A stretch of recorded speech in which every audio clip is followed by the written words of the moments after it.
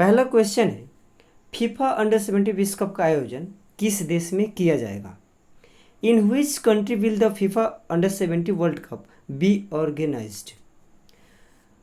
Option है, पहला ऑप्शन है इंडोनेशिया, पेरू, भारत, ब्राज़ील। तो इसका सही आंसर है इंडोनेशिया। आगामी फीफा अंडर 17 विश्व कप का आयोजन की मेज़बानी इंडोनेशिया करेगा। इंडोनेशिया में इस टूर्नामेंट का आयोजन 10 नवंबर से 2 दिसंबर के बीच किया जाएगा। शुरू में इस आयोजन को पेरू में किया जाना था, लेकिन पेरू ने अपने बजट कारणों से पीछे हट गया। इस टूर्नामेंट में कुल 24 टीमें भाग लेंगे।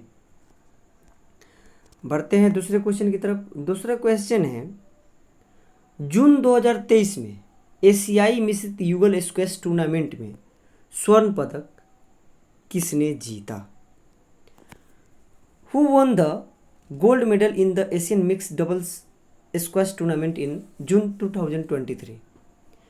दीपिका पल्लिकल और रवि टंडन, हरिंदर पाल संधू और सुनैना कुरुविला और रवि टंडन, या फिर दीपिका पल्लिकल और हरिंदर पाल संधू? तो इसका सही आंसर है ऑप्शन डी, दीपिका पल्लिकल और हरिंदर पाल संधू। दीपिका पल्लिकल और हरिंदर पाल संधू ने जून 2023 को हांगझू में एशियाई मिश्रित युगल स्क्वैश टूर्नामेंट में स्वर्ण पदक जीता।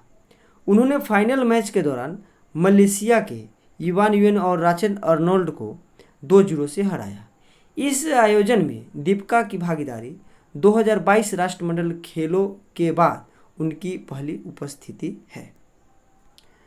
बढ़ते हैं अगले प्रश्न की तरफ। अगला प्रश्न है, किस टीम ने वनडे क्रिकेट इतिहास में के सुपर ओवर में सबसे बड़ा टोटल बनाया है? Which team has made the highest total in super over in ODI cricket history?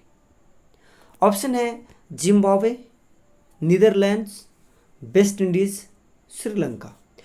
तो इसका सही आंसर है नीदरलैंड्स। नीदरलैंड्स की क्रिकेट टीम ने इतिहास रचते वनडे क्रिकेट के बड़े टोटल का रिकॉर्ड तोड़ दिया है। आईसीसी वनडे विश्व कप क्वालिफायर 2023 के एक मैच के दौरान नीदरलैंड्स ने सुपर ओवर में 30 रन जड़कर नया रिकॉर्ड बनाया। नीदरलैंड्स के ऑलराउंडर लोगन वैन वीक ने वेस्ट इंडीज के ऑलराउंडर जेसन होल्डर के सुपर ओवर में 30 रन बनाए। क्रिकेट के इतिहास में इससे पहले सबसे बड़ा सुपर ओवर टोटल संयुक्त रूप से वेस्ट इंडीज पुरुष और वेस्ट इंडीज महिला टीम के पास था। दोनों टीमों ने 25 रनों का स्कोर बनाया था। बढ़ते हैं अगले प्रश्न की तरफ। अगला प्रश्न है, किस कंपनी ने सेमीकंडक्टर इकाई स्थापित करने के लिए जून 2023 में गुजरात सरकार के साथ एक समझौता ज्ञापन MOU पर हस्ताक्षर किए? Which company signed a memorandum of understanding MOU with the Gujarat government in the month of June 2023 to establish a semiconductor unit? पहला ऑप्शन है इंटेल, दूसरा है क्वालकॉम, तीसरा है माइक्रोन टेक्नोलॉजी INC और चौथा ऑप्शन है सैमसंग। इसका सही आंसर है option number C, Micron technology INC। Micron technology ने अहमदाबाद के पास सानंद में सेमीकंडक्टर इकाई स्थापित करने के लिए गुजरात सरकार के साथ 28 जून 2023 को एक समझौता ज्ञापन MOU पर हस्ताक्षर किए। परियोजना का लक्ष्य सानंद GIDC सेकेंड औद्योगिक एस्टेट में 93 एकड़ भूमि को पर सेमीकंडक्टर असेंबली, टेस्ट, मार्किंग और पैकेजिंग ATMP सुविधा बनाना है। यह सुविधा वेफर्स को बॉल ग्रिड एरे BGA, एकीकृत सर्किट पैकेज, मेमोरी मॉड्यूल और सॉलिड स्टेट ड्राइव में बदलने पर ध्यान केंद्रित करेगी। बढ़ते हैं अगले प्रश्न की तरफ। अगला प्रश्न है, हिंदुस्तान यूनिलीवर के नए MD और CEO के रूप में किसे चुना गया है? Who has been selected as the new MD and CEO of Hindustan Unilever? Option है रोहित जावा, अजय सिन्हा, विवेक कशाना, जी वेणुगोपाल।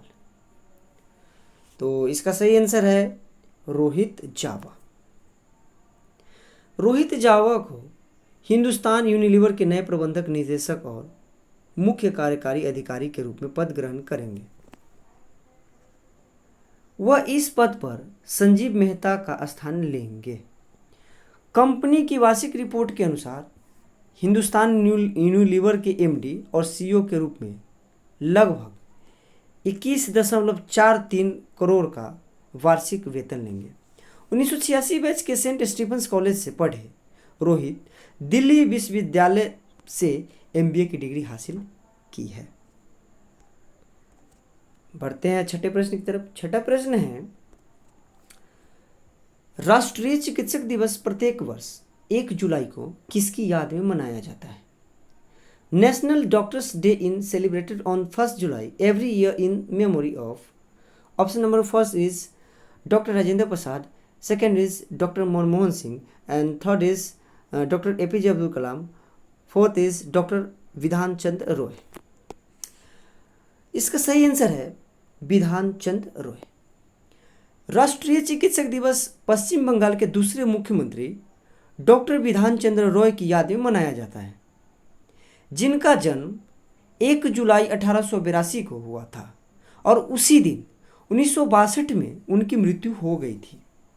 वह एक चिकित्सक, राजनीतिज्ञ, स्वतंत्रता सेनानी और वकील थे। ठीक है, बढ़ते हैं अगले प्रश्न की तरफ। 7वां प्रश्न है, हॉकी इंडिया ने किसे जूनियर महिला राष्ट्रीय टीम का मुख्य कोच नियुक्त किया है? Who has been appointed as the head coach of the junior women's national team by hockey India? पहला ऑप्शन है तुषार खांडकर, रानी रामपाल, संदीप सिंह, रवि अवस्थी। इसका सही आंसर है तुषार खांडकर। हॉकी इंडिया ने पूर्व कप्तान तुषार खांडकर को जूनियर महिला राष्ट्रीय टीम का मुख्य कोच नियुक्त किया है। भारतीय टीम 29 नवंबर से 10 दिसंबर तक सेंटियागो में होने वाले विश्व कप की तैयारी कर रही है। खांडकर ने हरविंदर सिंह का स्थान लिया है, जो टीम के अंतरिम कोच थे। हॉकी इंडिया भारत में पुरुष और महिला हॉकी टीमों के लिए योजना, निर्देशन और संचालन का कार्य करती है। बढ़ते हैं अगले क्वेश्चन की तरफ। अगला क्वेश्चन है, 8वां क्वेश्चन है, भारत की पुरुष राष्ट्रीय फुटबॉल टीम हाल ही में फीफा विश्व रैंकिंग में किस स्थान पर पहुंची है? India's mains national football team recently move up in the FIFA world ranking to which position? 101, 100, 18, 91। तो सही आंसर है 100। भारत की पुरुष राष्ट्रीय फुटबॉल टीम ने अपनी फीफा विश्व कप रैंकिंग में सुधार किया है, जो हाल ही में जारी फीफा वर्ल्ड रैंकिंग में 101 में से 100वें स्थान पर पहुंच गई है। टीम ने यह रैंक हासिल करने के लिए लेबनान और न्यूजीलैंड को पीछे छोड़ दिया। भारत अब एशिया और एशियाई फुटबॉल परिसंघ AFC में 18वीं रैंक वाली टीम है। बढ़ते हैं 9वें प्रश्न की तरफ। 9वां प्रश्न है, भारत के सॉलिसिटर जनरल के रूप में किसे फिर से नियुक्त किया गया है? Who has been reappointed as the solicitor general of India? Alok Sinha, Kapil Sibal, Anurag Puri, Tushar Mehta. सही आंसर है तुषार मेहता। केंद्र की मोदी सरकार ने तुषार मेहता को 3 साल के लिए फिर से भारत का सॉलिसिटर जनरल नियुक्त किया है। तुषार को अक्टूबर 2018 में सॉलिसिटर जनरल नियुक्त किया गया था। मेहता के कार्यकाल को पहले भी बढ़ाया जा चुका है। इसके साथ ही सुप्रीम कोर्ट के लिए 6 अतिरिक्त सॉलिसिटर जनरल के कार्यकाल को भी 3 साल की अवधि के लिए बढ़ाया गया है। भारत में सॉलिसिटर जनरल और अतिरिक्त सॉलिसिटर जनरल केवल वैधानिक पद है। अटॉर्नी जनरल देश का शीर्ष कानून प्रवर्तन अधिकारी होता है। बढ़ते हैं अगले 10वें प्रश्न की तरफ। 10वां प्रश्न है, which organisation is developing the RapidX regional train service? कौन सा संगठन रैपिडेक्स क्षेत्रीय ट्रेन सेवा विकसित कर रहा है? पहला ऑप्शन है राष्ट्रीय राजधानी क्षेत्र परिवहन निगम NCRTC। दूसरा ऑप्शन है मेट्रो रेल सुरक्षा आयुक्त CMRS। तीसरा ऑप्शन है Delhi Meerut regional rapid transit system RRTS। चौथा ऑप्शन है दिल्ली मेट्रो रेल कॉरपोरेशन। सही आंसर की बात करें तो इसका सही आंसर है ऑप्शन ए NCRTC, राष्ट्रीय राजधानी क्षेत्र परिवहन निगम। रैपिडेक्स भारत की पहली क्षेत्रीय ट्रेन सेवा जुलाई में 17 किलोमीटर प्राथमिकता वाले खंड पर परिचालन शुरू करेगी। मार्ग पर 5 स्टेशन साहिबाबाद, गाजियाबाद, गुलधर, दुहाई और दुहाई डिपो है। Delhi Meerut regional rapid transit system RRTS में यह खंड शामिल है। बढ़ते हैं 11वें क्वेश्चन की तरफ। 11वां क्वेश्चन है, पतले प्लास्टिक बैगों पर प्रतिबंध लगाने वाला दुनिया का पहला देश कौन बना है? Which country has become the first country in the world to ban thin plastic bags? Bharat, USA, New Zealand, Australia.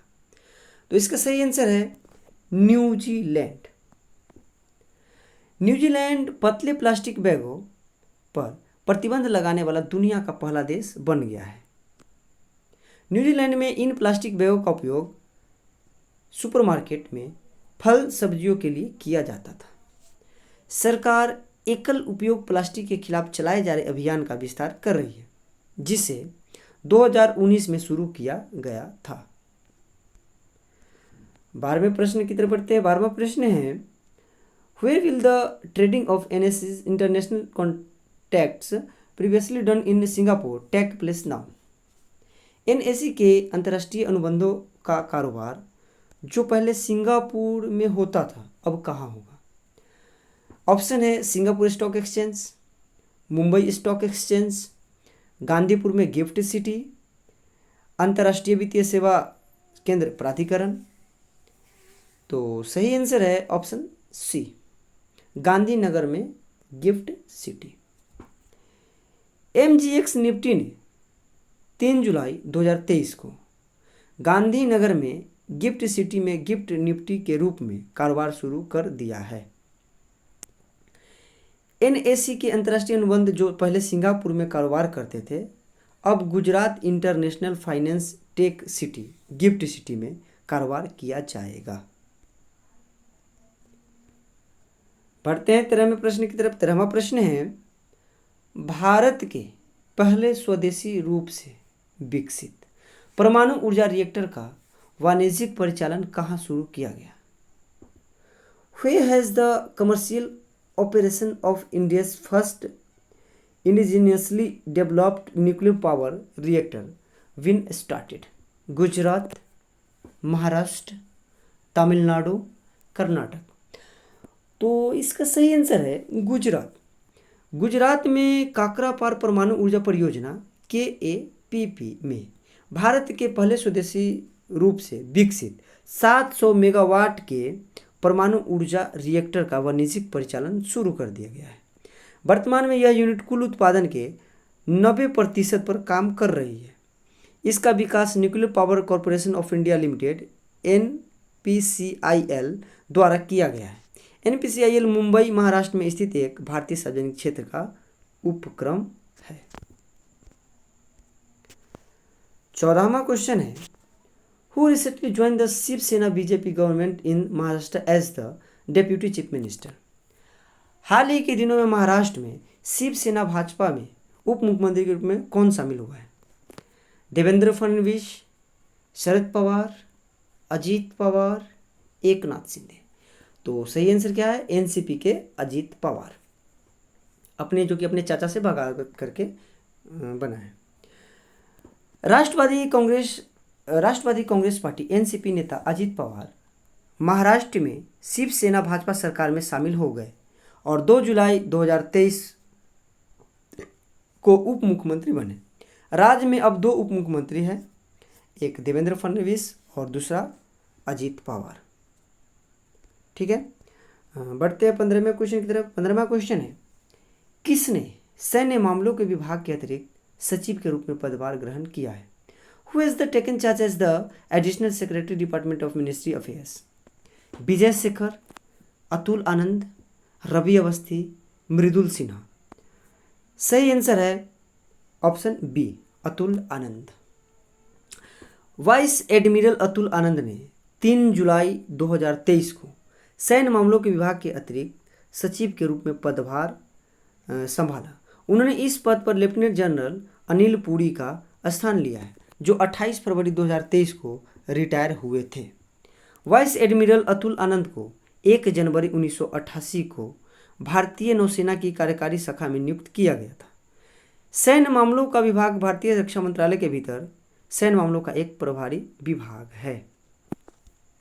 ठीक है, बढ़ते हैं 16वें क्वेश्चन की तरफ। 16वां क्वेश्चन है, where is the India's first indigenously developed 700 megawatt nuclear power reactor KAPP3 located? भारत का पहला स्वदेशी रूप से विकसित 700 मेगावाट परमाणु ऊर्जा रिएक्टर KAPP3 कहाँ स्थित है? रावतभाटा राजस्थान, काकरापार गुजरात, चुटका मध्य प्रदेश, गोरखपुर उत्तर प्रदेश। तो इसका सही आंसर है ऑप्शन बी, काकरापार गुजरात। काकरापार गुजरात में परमाणु ऊर्जा परियोजना KAPP में भारत के पहले स्वदेशी रूप से विकसित 700 मेगावाट के परमाणु ऊर्जा रिएक्टर ने वाणिज्यिक संचालन शुरू कर दिया है। KAPP3 नामक रिएक्टर ने 30 जून 2023 को सुबह 10 बजे व्यावसायिक दर्जा हासिल किया। 17वां प्रश्न है, ऑस्ट्रेलियाई ग्रैंड प्रिक्स फार्मूला 1 चैंपियनशिप 2023 का टाइटल किसने जीता? Who won the Australian grand prix formula 1 championship title 2023? Fernando Alonso, Lewis Hamilton, Max Verstappen, Pierre Gasly. तो इसका सही आंसर है ऑप्शन सी, मैक्स वेरस्टैपेन। मौजूदा फार्मूला 1 चैंपियन मैक्स वेरस्टैपेन ने Austria grand prix 2023 का टाइटल अपने नाम कर लिया है। यह उनका तीसरा लगातार ग्रैंड प्रिक्स टाइटल है। मैक्स वेरस्टैपेन रेड बुल की टीम की ओर से फार्मूला 1 में भाग लेते हैं। मैक्स एमिलियन वेरस्टैपेन एक डच बेल्जियम रेसिंग ड्राइवर है और 2021 और 22 फार्मूला 1 वर्ल्ड चैंपियन भी है। बढ़ते हैं अगले प्रश्न की तरफ। 18वां क्वेश्चन है, who won the Los Angeles Diamond League 2023 title in javelin throw? भाला फेंक में लॉजन डायमंड लीग 2023 का खिताब किसने जीता? ऑप्शन है Neeraj Chopra, Julian Weber, Jakub Vadlejch, Shivpal Singh. तो इसका सही आंसर है नीरज चोपड़ा। भारतीय भाला फेंक खिलाड़ी नीरज चोपड़ा ने 1 जुलाई 2023 को स्विट्जरलैंड के लॉजन डायमंड लीग 2023 में जीत हासिल की। नीरज ने 87.66 मीटर के प्रभावशाली थ्रो के साथ खिताब अपने नाम किया। 19वें प्रश्न की तरफ बढ़ते हैं। 19वां प्रश्न है, भारत की G20 अध्यक्षता के तहत स्टार्टअप 20 शिखर समिट का आयोजन कहाँ किया जा रहा है? Where is the startup 20 summit wing organised under the G20 chairmanship of India? Option है जयपुर, पटना, वाराणसी, गुरुग्राम। तो इसका सही आंसर है गुरुग्राम।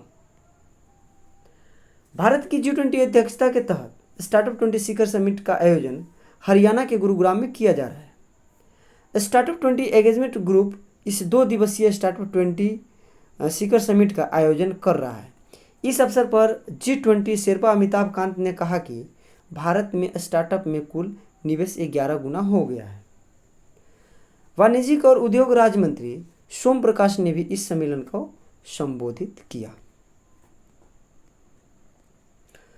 20वां प्रश्न है, उस बांस को खंबे का क्या नाम है जिसके दोनों तरफ गंगाजल के घड़े बंधे होते हैं, जिसे श्रद्धालु कांवड़ यात्रा के दौरान ले जाते हैं?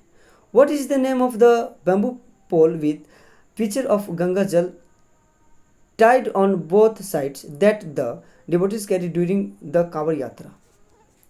ऑप्शन है कुंभ, कांवड़, काशी, कवच। तो इसका सही आंसर है कांवड़। वार्षिक कांवड़ यात्रा 4 जुलाई 2023 को देश के विभिन्न हिस्सों में शुरू हो गई है। यात्रा उत्तर प्रदेश के कई जिलों से होकर गुजरेगी और भक्त गंगा नदी के पवित्र जल एकत्र करेंगे। यात्रा के दौरान भक्त नारे लगाते हैं और भजन कीर्तन करते हैं। कुछ प्रतिभागी पैदल यात्रा तय करते हैं, जबकि अन्य निजी वाहनों का उपयोग करते हैं या गैर सरकारी संगठनों से सहायता प्राप्त करते हैं। बढ़ते हैं अगले प्रश्न की तरफ। 21वां प्रश्न है, संघाई सहयोग संगठन के 23वें शिखर सम्मेलन का आयोजन किस अध्यक्षता में किया जा रहा है? Under whose chairmanship is the 23rd summit of the Shanghai cooperation organisation? Option है भारत, पाकिस्तान, चीन, रूस। तो इसका सही आंसर है ऑप्शन ए, भारत। इस वर्ष संघाई सहयोग संगठन के 23वें शिखर सम्मेलन का आयोजन भारत की अध्यक्षता में किया जा रहा है। SCO परिषद के राष्ट्राध्यक्षों के 23वें शिखर सम्मेलन की अध्यक्षता प्रधानमंत्री नरेंद्र मोदी करेंगे। ईरान, बेलारूस और मंगोलिया को पर्यवेक्षक के रूप में आमंत्रित किया गया है। इस शिखर सम्मेलन का थीम SCO सिक्योर है, जो 2018 SCO किंगदाओ शिखर सम्मेलन में प्रधानमंत्री द्वारा दिए गए संक्षिप्त नाम से लिया गया है। बढ़ते हैं 22वें प्रश्न की तरफ। 22वां प्रश्न है, 2024 में SCO परिषद के राष्ट्राध्यक्षों की अगली बैठक की मेजबानी कौन सा देश करेगा? Which country will host the next meeting of the SCO Council of Heads of State in 2024? Option है चीन, रूस, भारत, कजाकिस्तान। तो इसका सही आंसर है कजाकिस्तान। SCO परिषद के राष्ट्राध्यक्षों के 23वें शिखर सम्मेलन की अध्यक्षता प्रधानमंत्री मोदी को वस्तुतः 4 जुलाई 2023 को कि SCO में वर्तमान 8 सदस्य देश शामिल हैं। चीन, भारत, कजाकिस्तान, किर्गिस्तान, रूस, पाकिस्तान, तजाकिस्तान और उज्बेकिस्तान। बढ़ते हैं 23वें प्रश्न की तरफ। 23वां प्रश्न है, भारतीय महिला टीम में जगह बनाने वाली असम की पहली खिलाड़ी कौन है? Who is the first player from Assam to make it to the Indian women's team? जिंतीमोनी Kalita, Uma Chhetri, स्नेह राणा, अनुषा बड़ेरी। तो इसका सही आंसर है उमा छेत्री। उमा छेत्री असम की पहली महिला क्रिकेटर बन गई है जिनका सिलेक्शन भारतीय महिला टीम में हुआ है। BCCI महिला चयन समिति ने बांग्लादेश के खिलाफ 9 जुलाई से शुरू होने वाली क्रमशः 3 मैचों की T20 इंटरनेशनल और एक दिवसीय श्रृंखला के लिए भारतीय टीम की घोषणा कर दी है। उमा छेत्री असम के बोकाखाट की रहने वाली है और वह एक प्रतिभाशाली विकेटकीपर बल्लेबाज है। आगामी बांग्लादेश के दौरे के लिए भारतीय टीम का नेतृत्व हरमनप्रीत कौर करेंगी। बढ़ते अगले प्रश्न की तरफ। 24वां प्रश्न है, SAFF चैंपियनशिप 2023 किस टीम ने जीती? Which team win the SAFF championship 2023? Kuwait, Bharat, Lebanon, Pakistan. इसका सही आंसर है इंडिया, भारत। भारत ने 4 जुलाई 2023 को बेंगलुरु के श्री कांतिरावा स्टेडियम में कुवैत के खिलाफ पेनल्टी शूटआउट में जीत हासिल कर SAFF चैंपियनशिप का खिताब जीता। भारत ने फाइनल में पेनल्टी शूटआउट में कुवैत को 5-4 से हराकर 9वीं बार SAF चैंपियनशिप ट्रॉफी जीती। 25वां क्वेश्चन है, राष्ट्रीय तैराकी चैंपियनशिप में किस तैराक ने बैक स्ट्रोक स्पर्धा में नया राष्ट्रीय रिकॉर्ड बनाया है? Which swimmer has created a new national record in the backstroke event at the National Swimming Championships? पहला ऑप्शन है चाहत अरोड़ा, दूसरा ऑप्शन है माना पटेल, तीसरा ऑप्शन है पूर्वा शेट्टी और चौथा ऑप्शन है अनीता सूद। तो इसका सही आंसर है ऑप्शन बी, माना पटेल। हैदराबाद में आयोजित राष्ट्रीय तैराकी चैंपियनशिप में ओलंपियन माना पटेल ने नया नेशनल रिकॉर्ड बनाया है। माना पटेल महिलाओं की 100 मीटर बैक स्ट्रोक स्पर्धा में नया राष्ट्रीय रिकॉर्ड बनाया है। वहीं लिनिसा एके ने महिलाओं की 200 मीटर ब्रेस्ट स्ट्रोक स्पर्धा में भी नया रिकॉर्ड बनाया। पटेल ने महिलाओं की 100 मीटर बैक स्ट्रोक स्पर्धा में 1 मिनट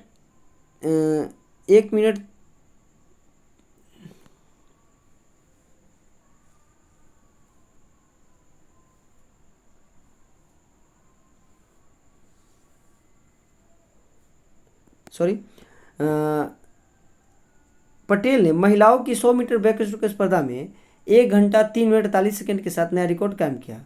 नीना वेंकटेश ने भी महिलाओं की 50 मीटर बटरफ्लाई स्पर्धा में अपना राष्ट्रीय रिकॉर्ड बेहतर किया।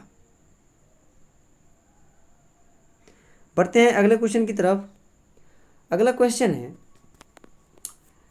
विश्व तीरंदाजी युवा चैंपियनशिप में जूनियर मिश्रित टीम कंपाउंड स्पर्धा में स्वर्ण पदक किसने जीता?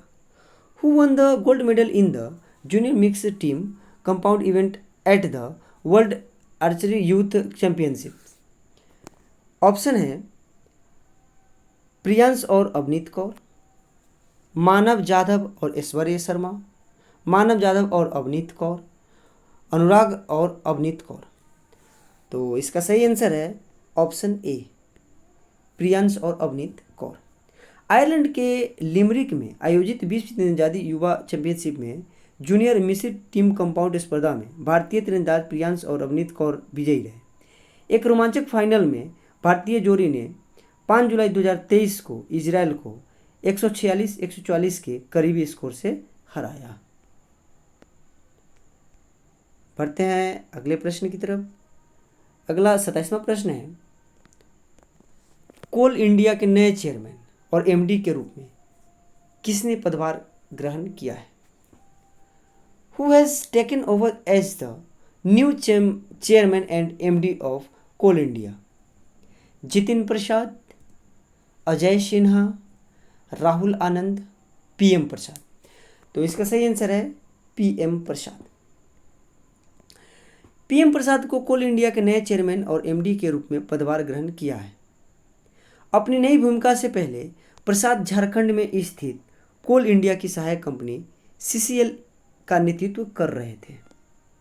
प्रसाद को कोयला खनन क्षेत्र में 30 से अधिक वर्षों का अनुभव है। वह Indian school of mines IIT Dhanbad से खनन इंजीनियरिंग में स्नातकोत्तर डिग्री हासिल की है। बढ़ते हैं 28वें प्रश्न की तरफ। 28वां प्रश्न है, चंद्रयान 3 के प्रक्षेपण यान का नाम क्या है? What is the name of the launch vehicle for Chandrayaan 3? GSLV Mark 2, PSLV C-50, GSLV Mark 3, ISRO XL। इसका सही आंसर है option number C, GSLV Mark 3। Chandrayaan 3 अंतरिक्ष यान को 5 जुलाई 2023 को श्रीहरिकोटा स्पेस पोर्ट में सतीश धवन अंतरिक्ष केंद्र से GSLV Mark 3 लॉन्च वाहन के साथ एकीकृत किया गया है। प्रक्षेपण इस महीने की 12 और 19 तारीख के बीच निर्धारित है। बढ़ते हैं 29वें प्रश्न की तरफ। 29वां प्रश्न है, केंद्रीय मंत्री नितिन गडकरी ने किस राज्य में 5600 करोड़ रुपए के नेशनल हाईवे प्रोजेक्ट की शुरुआत की है? Union minister Nitin Gadkari has launch the rupees 5600 crore national highway project in which state? Uttar Pradesh, Madhya Pradesh, Rajasthan, Assam. तो इसका सही आंसर है राजस्थान। केंद्रीय सड़क परिवहन और राजमार्ग मंत्री श्री नितिन गडकरी ने राजस्थान के प्रतापगढ़ में 5600 करोड़ रुपए की 11 नेशनल हाईवे प्रोजेक्ट का उद्घाटन और शिलान्यास किया। राजस्थान में कुल 219 किलोमीटर लंबाई और 3775 करोड़ रुपए की लागत वाली 4 राष्ट्रीय राजमार्ग है। परियोजनाओं का उद्घाटन किया गया। साथ ही मंडरायल में चंबल नदी पर बन रहे एक पुल के निर्माण कार्य की भी शुरुआत हुई। बढ़ते हैं 30वें प्रश्न की तरफ। 30वां प्रश्न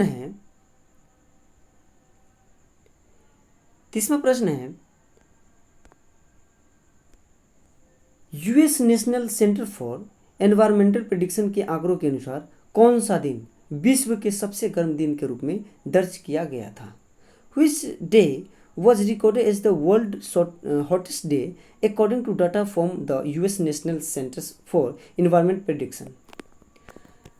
पहला ऑप्शन है 5 अगस्त 2016, 3 जुलाई 2023, 21 अगस्त 2022, 22 जून 2019। तो सही ऑप्शन है बी, 3 जुलाई 2023। US national centre for environmental prediction ने बताया कि 3 जुलाई 2023 को विश्व स्तर पर अब तक का सबसे गर्म दिन दर्ज किया गया। औसत वैश्विक तापमान 17.01 डिग्री सेल्सियस तक पहुंच गया, जो अगस्त 2016 में बनाए गए पिछले रिकॉर्ड को पार कर गया। दुनिया भर में अनुभव की गई गर्मी की लहरों को अल नीनो मौसम पैटर्न के लिए जिम्मेदार ठहराया गया। बढ़ते हैं अब अगले प्रश्न की तरफ, 31वें प्रश्न की तरफ। 31वां प्रश्न है, राष्ट्रीय अनुसूचित जनजाति आयोग के अध्यक्ष पद से किसने इस्तीफा दिया है? Who has resigned from the post of National Commission for Scheduled Tribes? Option है मुरली मनोहर सिंह, अजय कुमार, रवि सुमन, हर्ष चौहान। सही आंसर है डी, हर्ष चौहान। हर्ष चौहान ने अपना कार्यकाल पूरा होने से 8 महीने पहले ही राष्ट्रीय अनुसूचित जनजाति आयोग NCST के अध्यक्ष पद से इस्तीफा दे दिया है। राष्ट्रीय अनुसूचित जनजाति आयोग एक भारतीय संवैधानिक निकाय है जिसे संविधान अधिनियम 2023 के माध्यम से स्थापित किया गया था। बढ़ते हैं 32वें क्वेश्चन की तरफ। 32वां प्रश्न है, कौन सा देश संघाई सहयोग संगठन का नया अस्थायी सदस्य बना? Which country has become the new permanent member of Shanghai Cooperation Organization? Sri Lanka, Belarus, Mongolia, Iran. तो इसका सही आंसर है ईरान। ईरान औपचारिक तौर पर संघाई सहयोग संगठन SCO का पूर्ण सदस्य बन गया है। प्रधानमंत्री नरेंद्र मोदी ने मंगलवार को SCO शिखर सम्मेलन की अध्यक्षता करते हुए ईरान को शुभकामनाएं दी है। अभी तक SCO में 8 सदस्य देश शामिल थे, जिसमें चीन, रूस, भारत, पाकिस्तान और 4 मध्य एशियाई देश कजाकिस्तान, किर्गिस्तान, तजाकिस्तान और उज्बेकिस्तान शामिल हैं। संघाई सहयोग संगठन का गठन वर्ष 2001 में 6 सदस्य देशों के साथ किया गया था। भारत वर्ष 2017 में इसका सदस्य बना था। पढ़ते हैं 33वें प्रश्न की तरफ। 33वां प्रश्न है, बैंक ऑफ बड़ौदा के नए CEO और MD के रूप में किसे नियुक्त किया गया है? Who has been appointed as the new CEO and MD of Bank of Baroda? Sanjeev Chadha, Devdutt चंद, अखिल सिन्हा, रवि मनोहर। इसका सही आंसर है देवदत्त चंद, ऑप्शन बी। देवदत्त चंद को बैंक ऑफ बड़ौदा के नए प्रबंधक निदेशक और मुख्य कार्यकारी अधिकारी के रूप में नियुक्त किया गया है। उन्होंने संजीव चड्ढा का स्थान लिया है। अपनी नियुक्ति से पहले चंद ने मार्च 2021 से बैंक ऑफ बड़ौदा में कार्यकारी निदेशक के रूप में कार्य किया था। चंद ने अपना करियर 1994 में इलाहाबाद बैंक में एक अधिकारी के रूप में शुरू किया था। 34वें प्रश्न की तरफ बढ़ते हैं। 34वां प्रश्न है, किस पूर्व क्रिकेटर को सीनियर पुरुष क्रिकेट चयन समिति का गठन नियुक्त किया गया है? Which former cricketer has been appointed as the chairman of the senior men's cricket selection committee? Option number first is Salil Ankola, B is Shiv Sundardas, C is Surbato Banerjee and D is Ajit Agarkar. इसका सही answer है अजीत अगरकर। पूर्व भारतीय तेज गेंदबाज allrounder Ajit Agarkar को 4 जुलाई 2023 को भारतीय cricket control board BCCI द्वारा वरिष्ठ पुरुष चयन समिति के अध्यक्ष के रूप में नियुक्त किया गया था। ठीक है, बढ़ते हैं 35वें प्रश्न की तरफ। 35वां प्रश्न है, डीजीसीए ने ड्रोन टेक्नोलॉजी के लिए किसके साथ समझौता किया है? With whom has DGCA tied up for drone technology? ISRO, Garuda aerospace, NASA, EASA। तो इसका सही आंसर है ऑप्शन डी, EASA। भारतीय विमानन नियामक नागरिक उड्डयन महानिदेशालय डीजीसीए ने मानव रहित विमान प्रणालियों और नवीन एयर टेक्नोलॉजी में सहयोग के लिए यूरोपीय विमानन नियामक, यूरोपीय संघ विमानन सुरक्षा एजेंसी EAS के साथ एक समझौता ज्ञापन पर हस्ताक्षर किए हैं। इसके तहत 2 नागरिक उड्डयन प्राधिकरणों के बीच मानव रहित विमान और नई एयर टेक्नोलॉजी के क्षेत्र में सहयोग किया जाएगा। ठीक है, बढ़ते हैं 36वें प्रश्न की तरफ। 36वां प्रश्न है, किस केंद्रीय मंत्री ने अंबाला में कैंटीन स्टोर डिपार्टमेंट डिपो के नए परिसर का उद्घाटन किया? Which union minister inaugurated the new campus of canteen store department depot in Ambala? Rajnath Singh, Amit Shah, Piyush Goyal, Ajay Bhatt. सही आंसर है ऑप्शन डी, अजय भट्ट। रक्षा राज्य मंत्री अजय भट्ट ने अंबाला में canteen store department CSD depot के नए परिसर का उद्घाटन किया। इस परिसर का निर्माण रेल मंत्रालय के तहत dedicated freight corridor India limited द्वारा किया गया है। कैंटीन स्टोर डिपार्टमेंट की स्थापना 1948 में की गई थी। CSD के पूरे देश में 34 क्षेत्रीय डिपो हैं। बढ़ते हैं 37वें प्रश्न की तरफ। 37वां प्रश्न है, south Asian football federation championship 2023 का टाइटल किस देश ने जीता?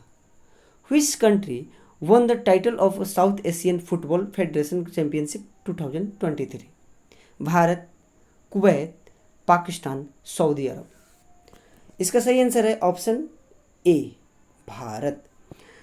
भारत ने पेनल्टी शूटआउट में कुवैत को हराकर रिकॉर्ड 9वीं बार Asian football federation SAFF championship का खिताब अपने नाम कर लिया। दोनों टीमें खेल के निर्धारित समय में 1-1 गोल की बराबरी पर थी। भारत की ओर से लालियान जुआला छांगटे ने 38वें मिनट में गोल दागकर स्कोर बराबर किया था। भारत ने पेनल्टी शूटआउट में 5-4 से जीत हासिल करते हुए खिताब पर कब्जा किया। 38वें प्रश्न की तरफ बढ़ते हैं। 38वां प्रश्न है, नई दिल्ली में भारत 6G अलायंस को किसने लॉन्च किया? Who launch the India 6G alliance in the new Delhi? पहला ऑप्शन है नरेंद्र मोदी, अमित शाह, अश्विनी वैष्णव, S जयशंकर। तो इसका सही आंसर है ऑप्शन सी, अश्विनी वैष्णव। संचार और IT मंत्री अश्विनी वैष्णव ने नई दिल्ली में भारत 6G अलायंस को लॉन्च किया है। इस अवसर पर उन्होंने कहा कि भारत ने 6G टेक्नोलॉजी के लिए 200 से अधिक पेटेंट हासिल करके दूरसंचार के क्षेत्र में महत्वपूर्ण प्रगति की है। इस अलायंस का उद्देश्य तकनीकी आवश्यकताओं से ऊपर उठकर 6G तकनीक की व्यावसायिक और सामाजिक जरूरतों को समझना है। 39वें प्रश्न की तरफ बढ़ते हैं। 39वां प्रश्न है, भारत के बाहर पहले IIT परिसर की स्थापना किस देश में की जाएगी? In which country will the first IIT campus outside India be set up? Option Kenya, दक्षिण अफ्रीका, मिस्र, तंजानिया। तो सही आंसर है तंजानिया।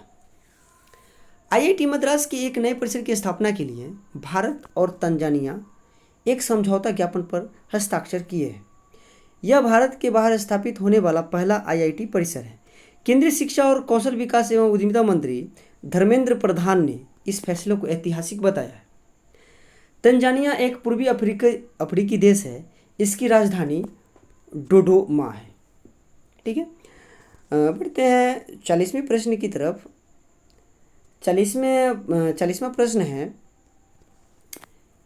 AIFF पुरुष प्लेस ऑफ द ईयर 2023 किसे नामित किया गया है? Who has been named the AIFF men's player of the year 2023? Sunil Chhetri, Lallianzuala Chhangte, Deepak Kumar, Ravi Dahiya. तो इसका सही आंसर है बी, लालियान जुआला चांगते। भारत और मुंबई सिटी FC के खिलाड़ी लालियान जुआला चांगते को all India football federation AIFF पुरुष फुटबॉल ऑफ द ईयर नामित किया गया है। लालियान जुआला ने इंडियन सुपर लीग ISL और राष्ट्रीय टीम में शानदार प्रदर्शन किया था। वहीं मनीषा कल्याण ने लगातार दूसरी बार वर्ष की सबसे महिला फुटबॉलर का अवार्ड जीता। बढ़ते हैं 41वें प्रश्न की तरफ। 41वां प्रश्न है, बास्केटबॉल फेडरेशन ऑफ इंडिया के अध्यक्ष के रूप में किसे नियुक्त किया गया? Who has been appointed as the president of basketball federation of India? Riya Singh, Arjun Mohanty, Aadhav Arjun, Ajay Sinha. इसका सही आंसर है option C, Aadhav Arjun. Tamil Nadu basketball association TNBA के अध्यक्ष आदव अर्जुन को बास्केटबॉल फेडरेशन ऑफ इंडिया के अध्यक्ष के तौर पर चुना गया है। माधव ने 39 में से 38 वोट हासिल कर मौजूदा अध्यक्ष गोविंद राज को हराया। BFI भारत में बास्केटबॉल खेल का अस्थायी शासी निकाय है। इसकी स्थापना 1950 में की गई थी। यह FIBA एशिया और भारतीय ओलंपिक संघ से संबद्ध है। 42वें प्रश्न की तरफ बढ़ते हैं। 42वां प्रश्न है, ग्लोबल पीस इंडेक्स 2023 के अनुसार दुनिया का सबसे शांतिपूर्ण देश कौन सा है? Which is the most peaceful country in the world according to the Global Peace Index 2023? Option है डेनमार्क, आयरलैंड, न्यूजीलैंड, आइसलैंड। तो इसका सही आंसर है ऑप्शन डी, आइसलैंड। हाल ही में ग्लोबल पीस इंडेक्स GPI 2023 जारी किया गया है। इसके तहत दुनिया के 163 देशों की रैंकिंग तैयार की गई है। इस रैंकिंग के अनुसार आइसलैंड दुनिया का सबसे शांतिपूर्ण देश है। इसमें वर्ष 2022 के डेटा को शामिल किया गया है। यह report institute for economics and peace IEP द्वारा जारी की गई है। ग्लोबल पीस इंडेक्स GPI 2022 की रैंकिंग में भारत 126वें स्थान पर है। रिपोर्ट के अनुसार अफगानिस्तान दुनिया का सबसे अशांत देश है। बढ़ते हैं अगले क्वेश्चन की तरफ। 43वां क्वेश्चन है, भारतीय नौसेना ने किस देश के साथ कोच्चि में 11 दिवसीय सैन्य अभ्यास का आयोजन किया? With which country did the Indian navy conduct an 11-day military exercise in Kochi? Option है USA, जापान, फ्रांस, जर्मनी। तो इसका सही आंसर है ऑप्शन ए, USA। भारत और अमेरिका की नौसेनाओं ने कोच्चि में 11 दिवसीय सैन्य अभ्यास का आयोजन किया, जो परिचालन समन्वय को बढ़ावा देने पर केंद्रित था। दोनों नौसेनाएं 2005 से संयुक्त बचाव और EOD अभ्यास में भाग ले रही है। यह इस आयोजन का 7वां संस्करण था। तो बढ़ते हैं अब अगले प्रश्न की तरफ। अगला 44वां प्रश्न है, राष्ट्रीय तैराकी चैंपियनशिप में पुरुषों की 800 मीटर फ्री स्टाइल स्पर्धा में किसने स्वर्ण पदक जीता? Who won the gold medal in the men's 800 metre freestyle event at the national swimming championships? Option है महेश कोहली, मृदुल सिन्हा, रवि नायक, आर्यन नेहरा। तो सही आंसर है ऑप्शन डी, आर्यन नेहरा। भारत के तैराक आर्यन नेहरा ने राष्ट्रीय तैराकी चैंपियनशिप में पुरुषों की 800 मीटर फ्री स्टाइल स्पर्धा में स्वर्ण पदक जीता। इसके साथ ही उन्होंने नया नेशनल रिकॉर्ड भी बनाया है। कर्नाटक की हर्षिका रामचंद्र और महाराष्ट्र की तैराक अनन्या नायक ने भी क्रमशः महिलाओं की 200 मीटर मेडल और 100 मीटर फ्री स्टाइल स्पर्धा में नया नेशनल रिकॉर्ड बनाया है। पढ़ते हैं 45वें प्रश्न की तरफ। 45वां प्रश्न है, पीएम मोदी ने किस राज्य में wild life friendly highway projects का उद्घाटन किया? In which state did PM Modi inaugurated wild life friendly highway projects? Option है मध्य प्रदेश, तमिलनाडु, छत्तीसगढ़, असम। तो इसका सही आंसर है छत्तीसगढ़। प्रधानमंत्री नरेंद्र मोदी ने छत्तीसगढ़ में wild life friendly highway projects का उद्घाटन किया। पीएम मोदी ने 6 lane greenfield Raipur Visakhapatnam corridor के छत्तीसगढ़ खंड के लिए 3 राष्ट्रीय राजमार्ग परियोजनाओं के निर्माण का उद्घाटन किया। यह प्रोजेक्ट उदंती वन्यजीव अभयारण्य क्षेत्र से होकर गुजरेगा। बढ़ते हैं 46वें प्रश्न की तरफ। 46वां प्रश्न है, रिंग ऑफ फायर किसके लिए जाना जाता है? What is the ring of fire known for? उच्च वर्षा स्तर के लिए, लगातार भूकंप और ज्वालामुखीय गतिविधि के लिए, समृद्ध जैव विविधता के लिए, ऐतिहासिक सांस्कृतिक स्थल के लिए। तो इसका सही आंसर है ऑप्शन बी, लगातार भूकंप और ज्वालामुखीय गतिविधि के लिए। पेरू ने उबिनास ज्वालामुखी के आसपास के क्षेत्रों में 60 दिनों के लिए आपातकाल की स्थिति घोषित कर दी है। पेरू के भूभौतिकी संस्थान की रिपोर्ट के अनुसार ज्वालामुखी सप्ताह के आरंभ से ही गैस उत्सर्जित कर रहा है। बढ़ते हैं अगले प्रश्न की तरफ। 47वां प्रश्न है, राष्ट्रीय उपभोक्ता विवाद निवारण आयोग का अध्यक्ष किसे नियुक्त किया गया है? Who has been appointed as the chairman of the national consumer disputes redressal commission? Option A में justice Ajay Agarwal, justice AP Shahi, justice Ramesh Sinha, justice Deepak Kumar Mishra. तो सही आंसर है justice AP Shahi, option B. Madras और पटना उच्च न्यायालयों के पूर्व मुख्य न्यायाधीश जस्टिस AP शाही को राष्ट्रीय उपभोक्ता विवाद निवारण आयोग NCDRC का नया अध्यक्ष नियुक्त किया गया है। न्यायमूर्ति शाही का NDRC के प्रमुख के रूप में 4 साल का कार्यकाल होगा। NCDRC उपभोक्ता संरक्षण अधिनियम के तहत 1988 में स्थापित एक अर्ध न्यायिक आयोग है। बढ़ते हैं 48वें क्वेश्चन की तरफ। 48वां क्वेश्चन है, मसौदा अधिसूचना में किस श्रेणी के ट्रकों को शामिल किया गया है? Which category of trucks have been included in the draft notification? NA और N2, N2 और N3, N3 और N4, N4 और N5। इसका सही आंसर ऑप्शन बी, N2 और N3।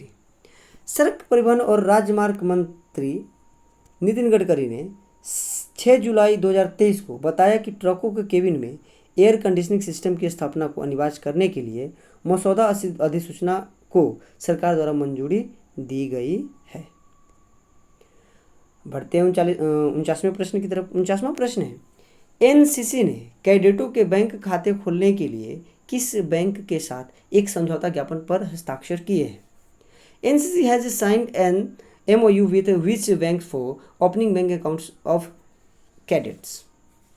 ऑप्शन है state bank of India, yes bank, Punjab national bank, union bank of India. तो इसका सही आंसर है option A, state bank of India. राष्ट्रीय कैडेट कोड NCC और भारतीय स्टेट बैंक ने पहली उड़ान परियोजना के तहत सभी कैडेटों के जीरो बैलेंस बैंक अकाउंट के लिए एक समझौता ज्ञापन MOU पर हस्ताक्षर किए हैं। इस MOU से हर साल लगभग 5 लाख कैडेट लाभान्वित होंगे। इस अवसर पर रक्षा मंत्री राजनाथ सिंह ने कैडेटों के लिए single window NCC integrated software भी लॉन्च किया।